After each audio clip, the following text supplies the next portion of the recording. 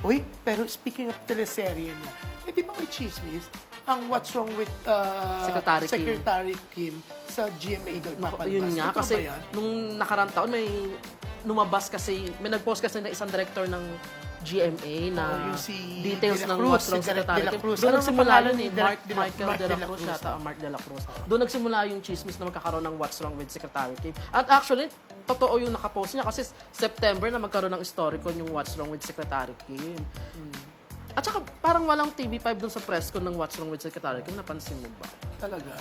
At saka napansin din kasi ng mga netizen, nung dumating sa Pilipinas, yung Korean actor na si Kim Won, basta yung Korean actor, isa sa mga nag-interview ay GMA dun sa arrival neto sa airport, sa NAIA.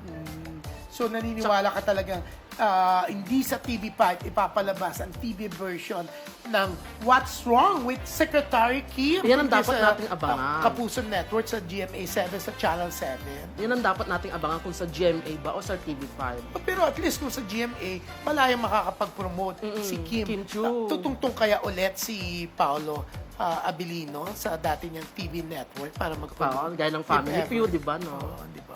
Tsaka Fast Talk with Tito Boy Boy. Abonda. Oh, yes. Boy Abonda.